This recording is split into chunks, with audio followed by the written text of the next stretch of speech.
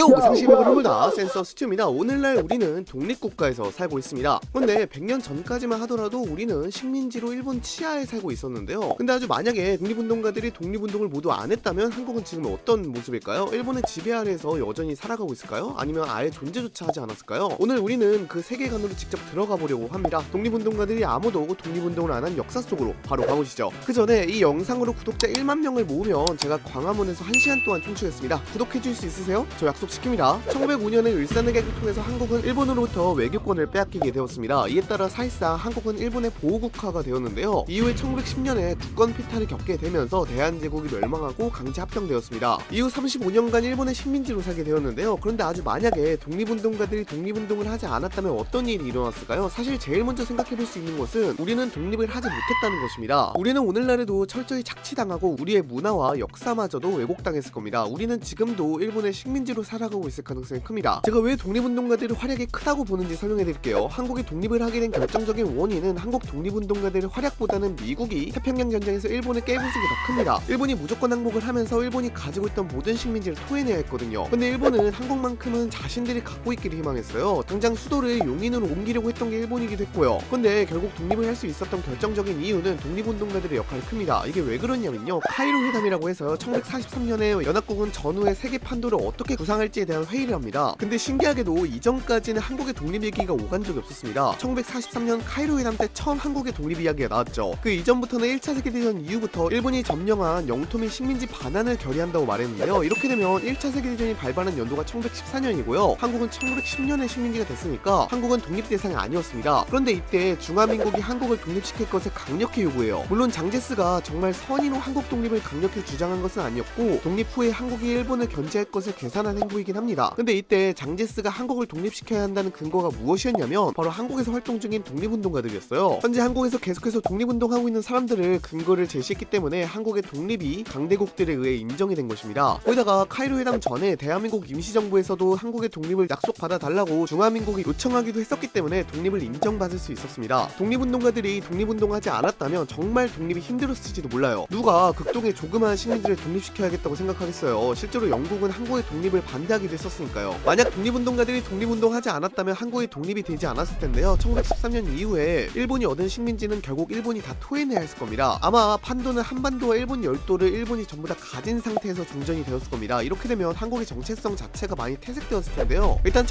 1937년부터 일본은 민족 말살 정책을 실시하면서 한민족의 정체성을 말살하기 시작했습니다. 당장 내선일체나 신사참배, 일본식 이름을 쓰도록 강요하면서 한민족의 정체성을 말살하기 시작했겠죠. 가뜩이나 여기서는 독립운동이 없었다는 전제가 있을 테니 이런 행보는 더 가속화가 되었을 겁니다. 오늘날에는 그냥 자기가 일본인이라고 생각하는 경우로 살 것 같아요. 말도 안 되라고 생각하시는 분들도 분명히 있을 것 같습니다. 그런데 일본에는 이미 그런 지역이 이미 있습니다. 바로 오키나와라고요. 사실 오키나와와 일본은 전혀 다른 나라였습니다. 오키나와는 옛날에 1879년까지 류큐 왕국이라고 불리던 나라였습니다. 물론 언어나 문화가 일본과 가깝긴 했지만 독립국이었어요. 독자성도 더 강했고요. 그런데 류큐 왕국은 메이지 유신 이후에 일본에 완전히 병합되었는데요. 오늘날에도 현지 주민들도 본토와 다르다는 인식을 가진 경우가 많습니다. 그런데 여러분들도 다 아시는 것처럼 이 류큐 왕국은 독립을 하지 못한 채 일본에 병합된 채 살아가고 있죠. 이런 현상이 한국에서도 분명히 발생할 겁니다. 오히려 독립운동이 없었으니 자신들이 일본인이라고 말하는 경우도 많을 겁니다. 여러분의 이름도 나카무라나 사쿠라처럼 일본 이름을 썼을 것이고 일본어를 사용하지 않았을까 싶어요. 아마도 오늘날에 와서는 한국의 문화를 지키려고 행동했을 것 같긴 한데요. 민주주의가 발달했기 때문에 한국의 전통 문화나 언어 같은 걸 보존해야 한다는 말이 나오면서 우리나라가 마치 제주어를 지켜야 한다고 주장하는 것처럼 비슷한 현상이 발생했을 것 같아요. 근데 문제는 이미 우리의 전통이나 문화는 모두 일본화가 되었을 것이고 정체성은 시간이 흐르면서 사라졌을 겁니다. 그래서 완전히 역사 속에서 잊혀졌을 것 같습니다. 한국인에 대한 차별도 계속 있을 것 같은데요. 한국인이라는 이유로 2등 시민 취급하는 경우도 분명히 있을 것 같아요. 물론 옛날 일제강점기 때처럼 광범위하게 수탈하고 확대하는 그런 행동은 안 했을 것 같긴 합니다만 은연중에 차별하는 경우가 많을 것 같아요. 출신을 물어봤는데 한국이라고 하면 업무에서 배제하는 느낌처럼 말이죠. 마치 2등 시민 취급을 받으며 지내지 않을까 싶습니다. 다만 시대가 발전하면서 한반도 자체가 고도의 자치권을 부여하려는 모습을 보일 것 같아요. 이건 오키나와에서도 현재 논의되는 내용인데요. 분명 한국인을 2등 시민으로 취급하고 대우하면 이에 대한 반발이 심할 겁니다. 이에 따라 독립 이야기도 많이 나올 텐데요. 그걸 억누르기 위해서 자치권을 부여해서 외교와 국방을 제외한 광범위한 자치권을 제공했을 것 같긴 합니다. 하지만 그런데도 은연중에 차별 대우는 계속 이어졌을 겁니다. 문제는 일본이 오늘날까지 강대국이 되지는 못했을 것 같습니다. 오늘날 일본이 이렇게까지 성장할 수 있었던 이유는 아이러니하게도 6.25 전쟁 때문이었습니다. 6.25 전쟁의 가장 큰 수혜자가 일본이었죠. 일본은 태평양 전쟁으로 인해 경제적으로나 산업적으로 심각한 타격을 받게 됩니다. 그런데 이때 불황을 복구할 수 있었던 게 바로 6.25 전쟁 덕분이었거든요. 6.25 전쟁을 계기로 미국의 대량의 보급 물자를 생산하고 수송을 발주받은 덕에 조기의 불황을 벗어나서 경제성장의 발판을 다졌습니다. 당장 1950년부터 1955년 사이에 일본이 6.25 전쟁으로 벌어들인 외화 수입은 당시에 40억 달러 규모였는데요. 이 당시 일본 1년 GDP의 20%에 달하는 엄청난 금액이었습니다. 덕분에 일본은 경제대국이 되었죠. 근데 여기서는 그런 전쟁이 없으니까 일본은 이제 10위권 정도의 경제를 보유한 나라가 되지 않았을까 싶어요. 그래도 한반도와 일본 열도를 전부 다 가진 이점을 적극 활용했을 테니 어느 정도 경제 성장을 했겠지만 지금처럼 경제 성장을 가지는 못했을 겁니다. 냉전 시대 동안 한국은 일본의 영향력 아래에서 경제적 자립을 하지는 못했을 것 같습니다. 일본은 한반도에서 각종 자원을 아직도 착취할 가능성이 높고 경제적으로도 일본의 종속국이 되었을 가능성이 높습니다. 한국의 산업화와 경제 성장은 실제 역사보다도 지연되었을 가능성이 높죠. 당장 2등 시민들이 사는 지역에 왜 지원을 해줘요? 안 하지. 다만 안보적으로 중요한 지역 위주로 발전시켰을 것 같아요. 그 외에는 서울, 부산, 평양, 신의주 정도? 한반도를 가진 일본은 한반도를 군사 전략의 핵심 거점으로 삼았을 가능성이 큽니다. 한반도를 일종의 완충지대라고 생각할 확률이 높습니다. 당장 한반도 북부 지역 같은 경우에는 천혜의 요새라고 불려도 될 정도로 어마어마하게 많은 산들로 도배가 되어 있습니다. 그렇게 이곳에 각종 요새와 방어시설, 군부대를 설치하면서 만약을 대비했을 것 같습니다. 그리고 일본도 군대가 빨리 생길 것 같아요. 실제 역사에서는 한국이 냉전의 최전방에 위치하면서 빠른 속도로 군사력을 증강했는데요. 여기서는 극동아시아에 일본밖에 없으니까 서방세계가 독일처럼 일본의 재무장하라는 요구를 할 것 같습니다. 그래서 일본의 재무장이 냉전시대 때 이루어져서 한반도 북부 지역에 집중하지 않았을까 싶어요. 실제로 중국, 소련과 국지전을 벌였을 가능성도 분명히 있고요. 이러한 한반도의 가치는 서방세계들도 다 알고 있었을 테니 미국과의 군사적 동맹도 강화가 되었을 겁니다. 아마 오늘날처럼 주한미군이 한반도에 주둔하고 있었을 가능성이 크고요. 근데 이렇게 되면요, 한국은 더더욱 독립할 가능성이 줄어들게 됩니다. 왜 그러냐면요, 일단 한반도에서 독립운동이 다시 일어난다면 정말 높은 확률로 공산국가들로부터 지원을 받은 독립운동의 가능성이 큽니다. 당장 아프리카 일대에서 발생한 독립전쟁을 보면 전부 다 공산국가들이 열강들을 타도한다는 이유로 지원을 해준 것들이거든요. 한국에서도 비슷한 일들이 발생했을 것 같습니다. 소련이나 중국이 미 제국주의자를 타도한다는 이유로 한반도에서 독립을 희망하는 세력들에게 지원을 해주고 그들이 무장투쟁을 했을 가능성이 높습니다. 이렇게 되면 미국과 일본은 더더욱 한반도 내의 독립투쟁 세력들을 소탕하려고 했겠죠. 왜냐하면 한반도가 그런 공산 독립투쟁 세력들에게 빼앗기게 되면 한반도가 공산화가 되는 건데, 이러면 자기들한테도 위험하거든요. 그래서 소탕하고 독립을 하려는 움직임이 계속 보일 것 같습니다. 냉전기간 내내 말이죠. 독립운동가들이 독립운동을 안 했다면 한국은 아직도 독립적인 국가로서의 존재가 불가능했을 겁니다. 일본은 한국의 정치적, 문화적 자율성을 지속적으로 제한하면서 한국의 독립운동 자체를 억제하려고 했을 겁니다. 심지어 한민족의 정체성도 일본화가 되었을 가능성이 높죠. 그리고 국제사회에서도 한국의 독립을 지지하지 않을 가능성이 높아요. 애초에 독립운동도 안 하는 민족을 왜 독립시키겠어요? 말이 안 되죠. 그렇게 독립운동가들이 독립운동하지 않았다면 한국은 일본의 일개 지방으로서 국제사회에서 영향력이 없었을 가능성이 높아 보입니다. 여러분들은 만약에 독립운동가들이 독립운동하지 않았다면 어떻게 됐을 것 같나요? 댓글로도 알려주시기 바랍니다. 이상 영상 마치도록 하겠습니다. 빠이염!